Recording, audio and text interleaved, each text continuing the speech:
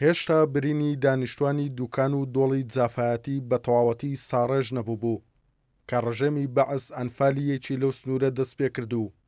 سەدان منداڵ و گەنج و ژن و پیری ئەنفال و شەهید کرد. ئەمەش هۆکارێک بوو بۆ ئەو تووڕەیەی جەماوەر و هێزەکانی پێشمەرگا تاوەکو لە ڕۆژی 8 ئازاری 1991 بەرامبەر ڕژێمی بەعس ڕاپەڕین ئەنجام بدەن. دوای ئازادکردنی چەند شار و شارۆچکەیەک و ڕاپەڕین دژی ڕژێم و دوای 3 ڕۆژ ڕاپەڕینە جەماوەریەکە لە ڕۆژی 8 ئازار لە ناحیەی پیرەمەگرون دەستی پێکردو.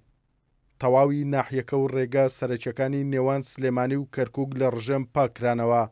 دواتر بە پشتیوانی هێزی پێشمەرگا قەڵای سووسێ کە قەڵایەکی گرنگی ڕژێمی بەعس بوو کەوتە دەست هێزی پێشمەرگە و جەماوەری ڕاپەڕی و دواتریش لە دوولاوە جەماوەر و هێزی پێشمەرگە بەرەو قەزای دوکان کەوتنەڕێ بۆ ئازادکردنی قەزاکە لە دەست ڕژێمی بەعس تاکو ئێوارەی هەمان ڕۆژ بە بەشداری دانیشتوانی سنوورەکە و بە پشتیوانی بەرەی کوردستانی کە یەکێتی نیشتیمانی کوردستان بەڕابەرایەتی سەرۆک مام جەلال سەرپەرشتی دەکرد لە ڕژێمی بەعس پاک کرایەوە.